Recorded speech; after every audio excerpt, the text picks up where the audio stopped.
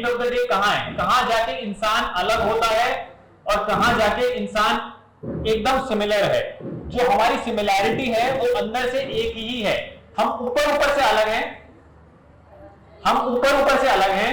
हम जिस कल्चर का पार्ट होंगे, जिस फैमिली में हम रहे होंगे, जिस बैकग्राउंड से हम आते होंगे, वो सब हमारा अलग होगा, वो ऊपर ऊपर से अलग होगा। इनफैक्ट हमारी शक्ल एक दूसरे की जैसे कहां सिमिलर है, हमारे डीएनए वगैरह अलग है, ये सब अलग है। बट डीप डाउन इनवर्डली हम इनसिक्योर रहते हैं, हम डरे हुए लोग रहते हैं, खुशी पाने की चाह हमारे पास होती है, सबको यहाँ पे प्लेजर चाहिए होता है, सबको यहाँ मजा चाहिए होता है। ये सब तो एक कॉमन चीज है ना, ये तो एक ग्राउंड है जो आप जहां पे जाके हम सब एक हो जाते हैं। तो यही एक चीज है जिसको समझना होता है। सारी जो हमारा बिहेवियर है इसी कॉमन ग्राउंड से आ रहा होता है, हमारी ही फियर से, हमारी ही इनसिक्योरिटी से, हमारे ही सुपरफिशियल नेचर से। इस कॉमन ग्राउंड को थोड़ा देखना पड़ेगा कि भाई हम जो कर रहे हैं वो एक डर के चलते शायद कर रहे हैं। जो हम कर रहे हैं वो कहीं ना कहीं किसी चीज को कंफर्म करने के लिए, किसी चीज की इनसिक्योरिटी के चलते, अपने बोर्डम के चलते, शायद खुशी पाने के चलते, हमारा जो सब कुछ है वो सारा इसी ग्राउंड से निकल के आ रहा है, जहां से हर इंसान के एक्शंस निकल के आते हैं।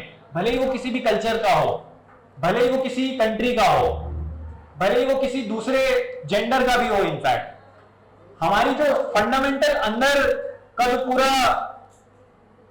एक स्ट्रक्चर है अंदर, वो सेम ही है और उसी से हर इंसान निकल के आता है। उस फंडामेंटल स्ट्रक्चर को जब आप देखोगे, उसको क्वेश्चन करोगे, वहां से यूनिकनेस निकल के आती है। यूनिक सब बनना चाहते हैं, मैं समझ रहा हूं। जो टॉप कर रहा है स्टूडेंट वो भी एक तरीके से यूनिक बनना चाह रहा है। जो हम कपड़े पहनते हैं अपनी स्टाइल स्टेटमेंट में हम यूनिक बनना चाह रहे हैं। हमारे अलग अलग तरीके से हम यूनिक बनने की कोशिश करते हैं।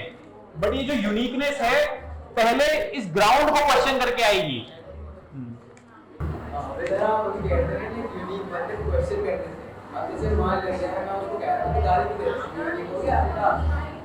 नहीं, ये बंद करना, गेट बंद करना।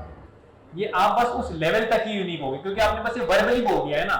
ये क्योंकि मैंने आपको बताया और आपने बस एज अ रिएक्शन सामने वाले से पूछ लिया कि हाँ भाई व्हाई डू यू अब्यूज, और फिर जब वो कुछ बता देगा आपको कि मुझे मजा आता है, do you have any answer? Do you have any answer? You don't have an answer, right? You don't have an answer, right? तो फिर आप इस आंसर को ढूंढो ना। अब फिर आप यूनिक बनोगे तब कि जब सामने वाले ने बोला कि उसे गाली देने में मजा आता है, और अब आप फिर ये पूछोगे कि भाई गाली देने में ऐसा क्या मजा है। ये अब आपकी अंदर की इंक्वायरी, पूछताछ आपको यूनिक बनाएगी। फिर ये सब समझो तो सही। हम बस कुछ भी out of a sudden reaction कर देना चाहते हैं और हम बोलते हैं कि हाँ हम ये यूनिक हो जाएंगे। जैसे आपने बोला कि अब मैं क्वेश्चन पूछ के यूनिक हो जाऊंगा, ये पूछ रहे कि मैं स्कूल से ड्रॉप आउट करके यूनिक हो जाऊंगा। ऐसे यूनिक नहीं हुआ जाता। थोड़ा समझने से आती है यूनिकनेस। चीजों को ध्यान से ऑब्जर्व करने के बाद आपको पता चलता है कि क्या अलग हो सकता है, और वो आपको करने की जरूरत नहीं पड़ेगी।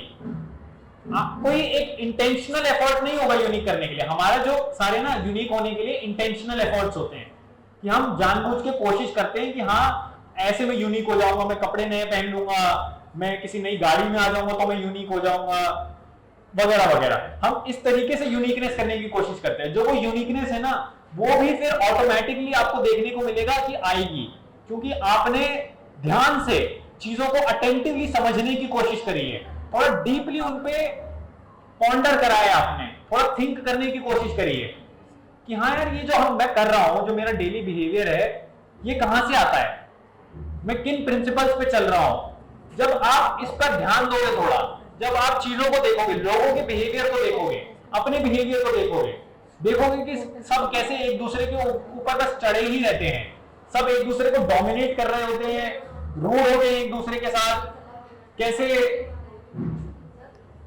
How there is a power struggle continuously, how there is a power struggle continuously.